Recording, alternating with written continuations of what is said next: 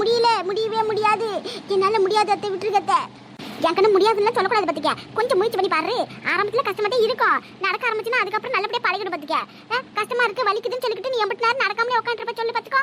Doctor வந்து சொல்லிட்டு போயிருக்காவோ operation பண்ண மறுநாளைக்கு எந்திரிச்சு நடக்கணும்னு, இல்லாட்டி கை கால்லாம் வந்து அப்படியே மறுத்து போயிடும் சொல்லியிருக்காவோ பாத்துக்க.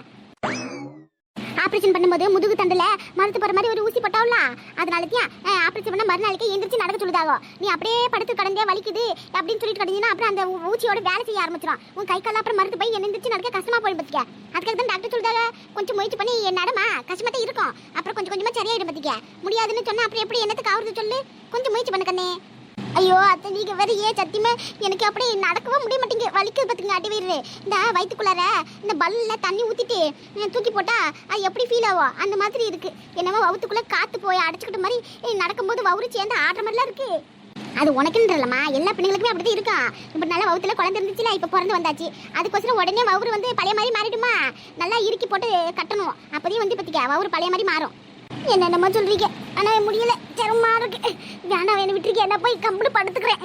இப்படியே சொல்லிட்டு இருந்தா அப்புறம் பாத்ரூம் போக வரல, உனக்கு தான் சிரமமா இருக்கும். கொஞ்சம் கொஞ்சம் முயற்சி பண்ணுமா. அது கட்டில இருந்து இவ்வளவு தூரம் கால் வச்சு நடந்து வந்திருக்கேன், அதுவே பெரிய விஷயம். ஒரே நாள் எப்படி நடக்கிறது, கொஞ்சம் கொஞ்சமா பழக்கிறேன்.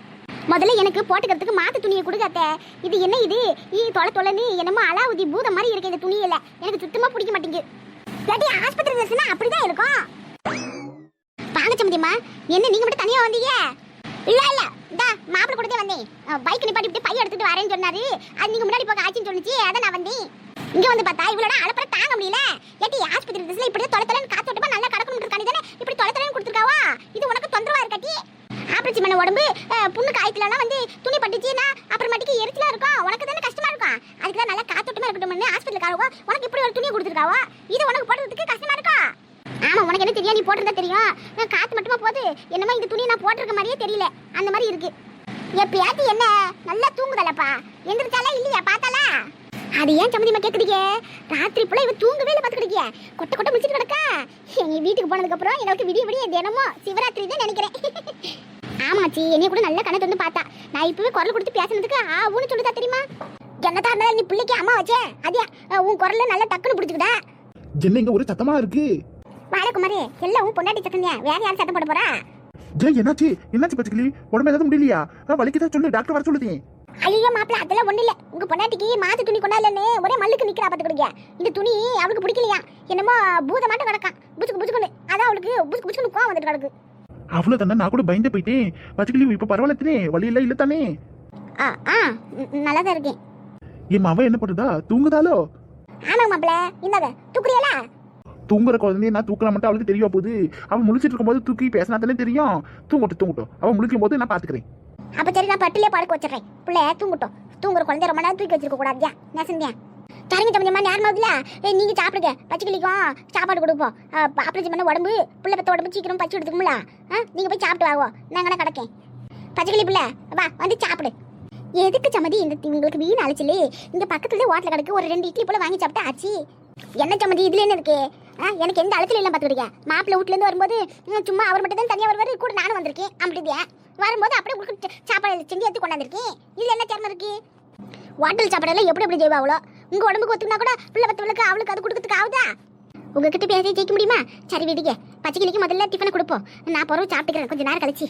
இந்த இப்பதான் கொஞ்ச நேரத்துக்கு முன்னாடி டீ குடிச்சேன். அப்ப சரி, என் பிள்ளை வந்து வந்தா உட்காந்து சாப்பிடுமா, குழந்தை தூங்குதுல, இப்பனே சாப்பிட்ரு, அப்படி எழுந்திரிச்சானா உன்னை சாப்பிட விட மாட்டா, தெரிஞ்சுக்க. அதனால முதல்ல சாப்பிட்ரு. சரியத்த மாப்பிள்ள அந்த பையன் கொண்டாங்க. ஏக்கண்ணா அந்த கட்டில பொறுமையா உட்காரு, நான் தட்டில இட்லி வச்சு தரையே சாப்பிடுவேன். சரியாச்சி.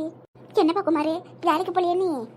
இல்லம்மா, ஆபீஸ்ல லீவ் சொல்லிட்டுல, குழந்தை பிறந்திருக்கு அப்படின்னு சொல்லி ஒரு வாரம் லீவ் கேட்டிருக்கேன். அவங்களும் வந்து சரின்னு சொல்லியிருக்காங்க. ஒன்றும் பிரச்சனை இல்லைம்மா. நான் வேலைக்கு போயிட்டு அதுக்கப்புறம் உங்களுக்கு சிரமமா இருக்கும்ல, நீங்க இருந்துச்சுன்னா ஏதாச்சும் வாங்கணும் செய்யணும்னா நான் உடனே போவேன். அதனால தான் நான் ஒரு வாரத்துக்கு லீவ் சொல்லியிருக்கேன். ஒன்றும் பிரச்சனை இல்லை, விடுங்க. என்ன சிரமமா இருக்க போது? சம்மந்தியம்மாலாம் இருக்காவுல, அவ இல்லைன்னா தான் நமக்கு சிரமமா இருந்திருக்கும். ஒத்தியில அத்தனையும் பார்க்கணும்னா கஷ்டமா இருந்திருக்கும். ஆனால் இப்போ அவ இருக்கையில் இந்த பரவாயில்ல, சோறுலாம் செஞ்சு கொண்டாடாவோ, ஆள் மாற்றி விடுதாவோ, வீட்டுக்கு போட வரோம், ஒன்றும் பிரச்சனை இல்லை, தெரியல. அவ இல்லைன்னா தான் ரொம்ப சிரமமா இருந்திருக்கும். அதுவும் கரெக்டு தான், ஆச்சு இருக்கவே நல்லதா போச்சு. இதுல சின்ன பொண்ணு அக்கா வேற, அவங்க வேலையில விட்டுட்டு நமக்கு ஆஸ்பத்திரி வீடுன்னு அழிஞ்சிட்டு இருக்காங்க. நம்ம வேண்டாம்னு சொன்னாலும் கண்டிப்பா அவங்க கேட்க மாட்டாங்க. ஏற்கனவே அவங்க மாமியார் ஒரு மாதிரி, இந்த விஷயத்துல ஏதாவது சொன்னாங்களா என்னமோ தெரியலமா. இந்தா இப்போ நான் கிளம்பும் போது சின்ன பொண்ணாக்கா வரேன்னு சொல்லிட்டு இருந்தாங்க. அப்புறம் ஆச்சி தான் தடுத்து ஒரு வண்டியில் அத்தனை பேர்லாம் போக முடியாது, வீட்டில் இருக்கிற வேலையெல்லாம் பார்த்து முடிச்சுட்டு அப்புறம் மாட்டிக்கு உங்க மாமனார் கூட்டிட்டு வா அப்படின்னு சொல்லிட்டாங்க. அதனால சின்ன பொண்ணாக்காவும் அமைதியாயிட்டாங்க. நாங்கள் 2 பேர் மட்டும் வந்தோம். அநேகமா இன்னும் கொஞ்சம் நேரம் கழிச்சு சின்ன பொண்ணாக்காவும் அவங்க மாமனார் எல்லாரும் வருவாங்கன்னு நினைக்கிறேன் குழந்தைய பார்க்கறதுக்கு. நானும் சொல்ல வந்துட்டு பாதி, இந்த மாதிரி குழந்தை மாமியார் ஃபோன் பண்ணி சொன்னாங்க, இன்னைக்கு வந்து மதியானம் போல எல்லாரும் வரோம் குழந்தைய பார்க்கறதுக்குன்னு சொல்லிட்டு இருந்தாங்க. ஏம்மா வேண்டான்னு சொல்ல வேண்டியதானே? இன்னும் ஒரு 4 நாள் போல வீட்டுக்கு போயிடுவோம்ல, அதுக்கப்புறம் வீட்டில் வந்து பார்த்துக்கணும்னு சொல்லியிருக்கலாம்ல. ஆஸ்பத்திரியில் அத்தனை பேர்லாம் உள்ள அலோவ் பண்ண மாட்டாங்களே. நான் சொன்னேன், அதுக்கு என்ன சம்மந்தி இப்பயும் பார்ப்பேன் அப்பயும் பார்க்குறோம், ஒன்றும் பிரச்சனை இல்லைன்னு சொல்லிட்டாங்க. வரவங்கள வேண்டான்னு சொல்கிறதுக்கும் ஆக மாட்டேங்குது. நம்ம ஏதாவது சொல்ல போய் அப்புறம் அவங்க வேறு மாதிரி எடுத்துட்டாங்கன்னா என்ன பண்ணுறது? அது நானே எதுவும் சொல்லிக்கல. சரி வந்துட்டு ஒவ்வொருத்தரை பார்த்துட்டு போகட்டுமே, என்ன இருக்குதுல்ல. சரி விடுங்க. சம்மதியம்மா அத்தை, நான் சாப்பிட்டுட்டேன், நீங்களும் சாப்பிட்ருக்கேன், நேரமாகுதுல்ல. இங்கே நல்லா உட்காந்து சாப்பிடக்கூடாது, டாக்டர் நர்ஸுன்னு எப்போ வேணா வந்தாங்கன்னா பார்த்தானே திட்டுவாங்களா, வெளியே போய் மருந்து இல்லை உட்காந்து சாப்பிடணும். நான் போய் சாப்பிட்டு வரேன்.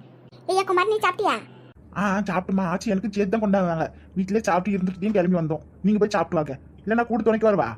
இந்தாங்க மாப்பிள்ளை தம்பி, அம்மா மட்டும் பார்த்து இதில் போய் உட்காந்து சாப்பிட ஒரு மாதிரியா இருக்கும், நீங்களும் போக, நாங்கள் இந்த கூடையெல்லாம் எடுத்துகிட்டு போக. சரி வாங்கம்மா, சாப்பிட்டு வந்துடுவீங்க.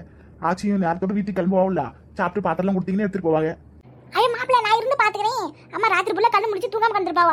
சம்மந்தி நீங்க வீட்டுக்கு போய் தூங்கி எழுந்திரிச்சு நேற்று போல சாயங்காலமா வாங்க, நான் இங்கே கிடைக்கே.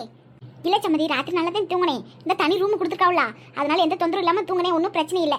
அது மட்டும் இல்லாம இன்னும் எங்க சம்மந்தி வீட்டுலேருந்து பார்க்கறதுக்கு குழந்தைய பார்க்கறதுக்கு வரேன்னு சொல்லியிருக்காங்க. நான் வீட்டுக்கு போயிட்டேன் எப்படி, அதனால அவங்க வரட்டும், வந்து போனதுக்கு அப்புறமாட்டி நான் எது வந்தாலும் பார்த்துக்கிறேன். நீங்க வீட்டுக்கு போயிட்டு வாங்க. அப்படியா? சரி நீங்க போய் சாப்பிட்டு வாங்க, எது வந்தாலும் அப்புறம் பேசிக்கலாம். எம்மாடி நீயா நிக்கிறவா? போய் படுப்போ. சரியாச்சு. கிளை கவினே, நீ கேட்டது அம்மா உனக்கு ஃபோன் கொடுத்துருக்கோம்ல, இன்னும் சாப்பிடாம என்ன விளையாடிட்டு கிடக்க? அம்மா ஊட்டி விடுறதையும் சாப்பிட ஒழுங்க ஆத்தோரே காட்டிருந்தா ஆத்தோரே. ஏமா சாப்பிடும்போது ஃபோன் பார்த்துட்டு சாப்பிடக்கூடாது எங்க டீச்சர்ஸ்ல சொல்லியிருக்காங்க தெரியுமா? சரி அது எனக்கு தெரியும் டி, என்ன பண்ண சொல்லுது சொல்லு. ஃபோன் கொடுத்தாதே இவன் சாப்பிடுன்னு சொல்லுதேன், இந்த பொம்மை படம் வச்சதே இவன் சாப்பிடுன்னு சொல்லுதேன். நான் என்ன பண்றது சொல்லு? பிள்ளை எப்படியாவது சாப்பிட்டா போதும்னு தொல்லை இல்லாம அவனுக்கும் நானும் போனை கொடுத்துட்டு இந்த சோத்தை கூட்டிட்டு கிடக்கேன். என்னால என்ன பண்ண முடியும் சொல்லு? சாப்பிட்ற நேரம் வரைக்கும் ஃபோன் பார்க்கட்டும், அதுக்கப்புறம் ஃபோன் வாங்கி வச்சுக்கிறேன். இப்படியே சொல்லி அவனை நீ தான் கெடுக்கிற பத்திக்க. அழுதானா கூட அழுதுட்டுன்னு சொல்லி அமைதி விட்டுருந்தான். அதை விட்டுவிட்டு அவன் அழுகுற அடம் முடிக்கிறான்னு சொல்லி போன கொடுத்துட்டு கிடக்க பாரு, பின்னாடி நீ தான் அனுபவிக்க போறேன். கேட்டி எனக்கும் தெரியுதுடி இதுல தப்புன்னு, ஆனா என்ன பண்றது? சாப்பிடாம புள்ள அப்படியே வவுறு காயிட்டும் விட முடியுமா சொல்லு? உனக்கெல்லாம் உங்க ஆயா தான் சோறு விட்டுனாங்க பத்திக்க. நீலா காட்டி அந்த ரோட்ல போற ஆடு மாடு காட்டி தான் சோறு விட்டாங்க, நீ அமைதியா சாப்பிடுவேன். ஆனா இது அடங்க மாட்டேங்குதியே. ஐ நான் சமத்து பொண்ணுன்னு சொல்றியாமா? ஆமாட்டி நீ சமத்து பொண்ணுதியா சாப்பிட்ற விஷயத்துல. சாப்பிட்ற விஷயத்துல மட்டும் நீ சண்டையே பட மாட்டேன். எவ்வளவு சாப்பாடு கொடுத்தாலும் சரி, உருண்டிய வாயில வாங்கி வவுத்துக்குள்ள தள்ளிக்கிட்டே கிடப்பலாம். ஏமா பாதிரி பட்டே, நான் சோத்து மட்டும்னு சொல்லாம சொல்றியா? ஏட்டி உன் எதில் தானே சொல்லிட்டு இருக்க, இது வேற சொல்லாம சொல்றாங்களாக்கும். முதல்ல சாப்பிடுட்டி. அடச்சி கிரேட் இன்சல்ட். எனக்கு என்ன அவமானம் தேவையா? தேவையா? நான் பாடு வாயை முடிட்டு உட்காந்து சாப்பிடணும், அதை விட்டு வாயை கொடுத்து நானா வாங்கி கட்டிக்கிறது. ஹாய் ஹாய் சத்யாக்கா சோனியாக்கா, எங்களுடைய அத்தைக்கும் அப்பத்த பசங்களுக்கும் எங்களுடைய அன்பான காலை வணக்கம். எம்மாடியோ என்ன டீ அசியமா கிடக்கு, கண்டிப்பா இன்னைக்கு மழை அடிச்சு ஊத்து போது போல இருக்கே, வாங்க டீ வாக்க. எம்மா இங்க வந்து பாரு யார் வந்திருக்காங்கன்னு. என்னத்த எங்களை பார்த்து அப்படி சொல்லிவிட்டீங்க? ஏன் நாங்க வரக்கூடாதோ?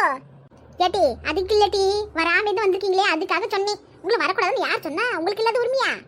சத்யாக்கா சோனியாக்கா, நேத்து நாங்க உங்க வீட்டுக்கு வந்து தெரியுமா? ஓ தெரியுமே, அதனால நாங்க இங்க வந்தோம். எம்மோ எங்களை பாரு யார் வந்திருக்காங்கன்னு. என்னாச்சு? எங்களை பார்த்து அப்படியே ஷாக்காகி நிக்கிறீங்க, ஆச்சரியமா இருக்கா? ஆச்சரியமா இருக்கு, அதிசயமா இருக்கு. ஏட்டி இவ்வளவு காலையில வந்திருக்கீங்க, நம்பவே முடியல. உங்க ஆத்தக்காரி எப்படி விட்டாங்கள? அவங்க விட்ட என்ன விடல என்ன? எங்களுக்கு 2 கால் இருக்கு, நாங்களும் நடந்து வந்துட்டோம்ல. நல்லா தண்டி பேசுறியோ? இப்படினால இந்த வீட்டு பக்கமா ஆளே காணோம், திடுதிப்புன்னு வந்திருக்கியலே, என்ன விசேஷம்? நீ குத்து வச்சு உட்காந்துருக்கதா கேள்விப்பட்டா, அதான் உனக்கு குடிசை கட்டிட்டு போல வந்தா. அது சின்ன காலத்து வாயை பாரு, வாடி வாசல் தூரம் போறத பாரு. என்ன வாய் இவளுக்கு? எல்லாம் நல்ல வாய்தான். இப்படினால இந்த வாய் எங்க போயிருந்தா? இந்த வீட்டு பக்கம் வந்து எட்டி கூட பாக்குறது கிடையாது. இன்னைக்கு திடுதிப்புன்னு வந்துட்டு என்னையவே வாய் அடிச்சு பேசிட்டு கிடக்கா. வாயாடி மவளே, அது வேற ஒன்றும் இல்லாச்சு. நேற்றுக்கு கொஞ்சம் புத்தகம்லாம் வாங்க வேண்டியது கிடக்குன்னு டவுனுக்கு வெளியே போயிருந்தோமா, அந்த கேப்ல அத்தையும் பூ மாதிரி வீட்டுக்கு வந்திருப்பாங்க போல இருக்கு. உங்க அம்மா சொன்னாலாக்கா அவங்க வந்துட்டு போனாங்கன்னு. நீங்க அம்மா அப்படி சொல்லிட்டாலும் வீட்டுல ஒரு கூட நிறைய மாம்பழம் கிடந்துச்சு. இது யார் கொண்டாந்து கொடுத்தான்னு கேட்ட பத்தியா, இந்த மாதிரி அத்தை கொண்டாந்து கொடுத்தாங்கன்னு அப்படியே எங்க அம்மா சொல்லிச்சு. அதுக்கப்புறம் நம்ம அங்க இருப்போமா, உடனே கிளம்பி வரலாம்னு பார்த்தோம். சரி வேண்டாம், ராத்திரி நேரத்துல எதுக்கு போய்கிட்டு ஒரே அடியா காலையில போய் அப்படியே ஆச்சி கையால அப்படியே காலை டிஃபனும் சாப்பிட்டுக்கலாமே அமைதியா இருந்துட்டோம். இப்ப அதனாலே வந்தோம். அதுக்கு நட்டி இந்த இட்லி அவிச்சு சாம்பார் வச்சிருக்கேன், தட்டில் போட்டு கொடுக்க சாப்பிடுவோம். என்னது இட்லி இல்ல சாம்பாரா? அடியே பெரியவள அதுக்கு ஏன்டி இப்படி வாயை பழக்கிறவா? இட்லி இல்ல சாம்பார் ஊத்தாம சப்பாத்தி இல்ல சாம்பார் ஊத்தி சாப்பிடுவாவா? ஐயோ ஆச்சி உன் கண்ணு என்ன தெரியல. அவதே பெரியவ நான் சின்னவ பாத்துக்க. அது என்ன ஓட்டி நீ தான் ஒசரமா வளர்ந்து கிடக்க. உன்னை தான் அப்படி கூப்பிட தோணுது. அவ குட்டியா குள்ள கத்திரிக்கா மாதிரி இருந்தா அவளை அப்படிதான் கூப்பிட தோணுது. இந்த ஆச்சி எனக்கு குள்ள கத்திரிக்கான்னு சொல்லாத. எனக்கு சம கோவம் வந்துடும் பாத்துக்க. ஆமாம் டி வாங்க மல்லுக்கு நில்லுங்க. யாரு பெரிய மனுஷனே இன்னைக்கு முடிவு எடுத்துருவான். நாங்க ரெடி. ஐயோ பாவம் வயசான காலத்துல நீ தான் கஷ்டப்பட வர. ஏம்மா என்னம்மா இது விடுங்க. அவங்க கிட்ட போய் வம்பு இழுத்துட்டு இருக்கீங்க சின்ன பிள்ளைங்க. அட நீ வேற அத்தை இம்பட்டு நாளா இந்த மாதிரி வாய் அடிக்கிறதுக்கு ஆள் இல்லையேன்னு வியாசனை பட்டு இருந்துச்சு. நாங்க இன்னைக்கு வந்துட்டோம்ல அதை மொத்தமா இறக்கி வைக்குது. அப்படிதான் ஆச்சு. ஆமாங்கடி பேசிக்கலாம். அப்படிதான் அடிக்கடிக்கு பேசிட்டு கிடந்தா பரவாயில்ல. நீங்க தான் ஒரே பேசி நிப்பாட்டி விட்டியல. சரி நான் போய் உங்களுக்கு இட்லி போட்டு கொண்டாந்து சாப்பிடுவோம். அனுப்புவா ஆச்சி நீ வேற காலையில டிஃபன் உன் கையால சாப்பிடலான்னு ஆச்சி வந்த கடைசியில இட்லிக்கு சாம்பார்னு சொல்லிவிட்டியே. எங்களுக்கு சப்புன்னு ஆகி போச்சு. ஏட்டி சாம்பார் ஊத்தாம வேற எந்த ஊத்த? ஒரு ஆட்டுக்கறி, ஒரு கோழிக்கறி, ஒரு மாட்டுக்கறி, ஒரு வாத்துக்கறி, இந்த மாதிரி ஏதாச்சும் குழம்பு ஆக்கி ஊத்தாதானே இட்லிக்கு சாப்பிட்றதுக்கு நல்லா இருக்கும். அதை விட்டு சாம்பார் ஊத்துறேன்னு சொல்லுதே போச்சு. முதல்ல வீட்டுக்கு வந்தா இப்படிதான் சாம்பார் வச்சு போட்டுவியோ. அதை எனக்கு ஒண்ணு அனுப்போ. வாங்க டி வாங்க வாய் அடிக்கலாம். இப்படி நீங்க வந்து வீட்டுல உட்காந்துருக்க உங்களுக்கு வகை வகையா வக்கனே ஆக்கி கொட்டுவோம்ல. நீங்க வாங்க இப்படி நாளா வராம இருந்து இப்ப வந்துட்டு சாம்பார் வச்சிருக்கேன்னு சொல்லி சட்டமா பேசிட்டு கிடக்கீங்க. இஷ்டம் தான் சாப்பிட்டுக்கிட்டி. இல்லாட்டி உங்க அம்மாங்க கூழ் கரைச்சி வச்சிருப்பா பாரு அது போய் குடிங்க. ஐயோ ஆச்சி எங்க அம்மா வீட்டுல இன்னைக்கு சோறே செய்யல. நேத்து வச்சு கூழ் தான் இருக்குன்னு உனக்கு எப்படி தெரியும்? பாக்கட்டி அப்படி வாக்க மச பிடிக்கிற மூஞ்சி பார்த்தா தெரியாதாக்கா? உங்க அம்மாவே ஒரு சரியான சோம்பேறிக்காரி. அப்படியே சோத்தை வடிச்சு கொட்டிட்டாலும் சொந்த பிள்ளைங்களுக்கு ஒழுங்கா சோறு வச்சு கொட்ட மாட்டா. இல்ல சொந்தக்காரங்களுக்கு எங்க கொட்ட போறேன் அவளை பத்தி எனக்கு தெரியாதா? உங்க வந்த உடனே உங்க முடியே சரியில்லையே. அங்க இருக்கிற அந்த கூழ் குடிக்க முடியாம தானே இங்க ஓடி வந்திருக்கீங்க. எனக்கு தெரியாதா என்ன? இந்த ஆச்சி நீ சொன்னதெல்லாம் கரெக்ட் தான். ஆனா நாங்க ஒன்னும் அதுக்கோசரம் மட்டும் இங்க வரல பத்திக்க. உங்க கையால சாப்பிட்டுட்டு அப்படியே அத்தையோட அத்தை பிள்ளைங்களோட இன்னைக்கு ஒரு நாள் அப்படியே பொழுது கடிக்கலாம் தான் வந்திருக்கோம். சரிட்டி இப்ப நான் அட்ஜஸ்ட் பண்ணி சாப்பிட்டுக்கிட்டே. உங்க தாத்தா கைனிக்கு போயிருக்காரு. வந்த உடனே கறி எடுத்து சொல்றேன். மதியானத்துக்கு பிரியாணி ஆக்கி போடுறேன். சரியா? அப்படி போட அருவால. நீ இப்படி சொன்னதுனால நாங்க ஒத்துக்குறோம். போ போ போய் தட்டுல 3 இட்லி வச்சு அந்த சாம்பாரை ஊத்தி கொண்டா ஓடு ஓடு ஓடு சாப்பிடுவோம். பயங்கர பசி பத்துக்க. வரேன்டி வரேன். ஐயோ அத்தை மன்னிச்சுக்கிடுங்க. நீங்க இருக்கிறதே மறந்து போயிட்டோம். அதான் ஆச்சிக்கிட்டே முட்டு நாள் பேசிட்டு இருந்தோம்.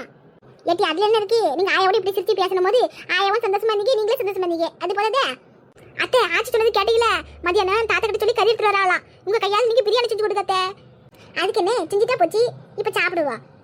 ஐ ஜாலி சத்தியக்கா சொன்னக்கு இன்னைக்கு நீங்க ரெண்டு பேரும் எங்க கூட தானே இருப்பீங்க. ஆமா ஆமா இன்னைக்கு ஃபுல் டே உங்க கூட தான் இருப்போம். அப்ப ஓகே. கேட்டி பேத்திங்களா இந்தாங்க சாப்பிடுங்க. ஆச்சி சாம்பார் சூப்பர். இட்லிக்கு சாம்பார் சாப்பிட்றதுக்கு ரொம்ப நல்லதா இருக்கு. உங்க கையால சாப்பிடும்போது அதுவும் சாம்பார் இன்னும் சூப்பரா இருக்கு. போ எங்க அம்மாக்கு சாம்பார் கூட ரசம் மாதிரியே வைக்குது. பாவம் இம்பட்டு வருஷம் ஐயா சமையல கத்துக்கல பாரு. ஆமா உங்க அம்மா கறிக்கு ஒழுங்கா சமைக்கவே தெரியாது. அந்த ரொட்டி தவிர வேண்டாம் என்னத்தை சமையல் செஞ்சு கீச்சு போடுவா. இதனால என் பிள்ளை பல நாள் பட்டியா கிடந்திருக்கான் பாத்துக்க. இந்த பக்கமா வந்தா வச்சு நான் கூப்பிட்டு வச்சு சோறு போட்டு அனுப்பிச்சு விடுவேன். அதுவும் இல்லாம போச்சு கொஞ்ச நாள்ல. அவன் பல நாள் பட்டியா தான் கிடந்தான் என் பிள்ளை. அம்புட்டு அக்கறை இருந்தா நீ வந்து எங்க அம்மாக்கு சமையல் சொல்லி கொடு. உன் பிள்ளை பட்டியா கிடக்காம வாய் குடிச்சு சாப்பிட வரல. நான் எதுக்குடி அங்கே வரணும்? வேணும்னா உங்க ஆத்தக்காரியை இங்க வந்து சமையல் கத்துக்கிட்டு போக சொல்லு. நான்லாம் அங்க வந்து சொல்லி கொடுக்க மாட்டேன். அதுவும் கரெக்டுங்க. குருவை தேடிதான் சிசியம் போகணும். சிசியனை தேடி குரு வரக்கூடாதுல்ல. போதும் போதும் சாப்பிடும்போது என்னத்து பேச்சு சாப்பிட்டு முடிச்சுட்டு அதுக்கப்புறம் எம்பிட்டு நேரம் பேசிக்க. முதல்ல சாப்பிடுங்க. அத்தை சொல்லுக்கு அப்புறம் மறு சொல்லு எது? அத்தையோட கட்டளையே எங்களோட சாசனம். எம்மாடியோ என் அண்ணன் பிள்ளைங்க இம்புட்டு வாயா இருக்கும் நான் சத்தியம் எதிர்பார்க்கல. சரிதான் சாப்பிட்டுக்கிட்டி.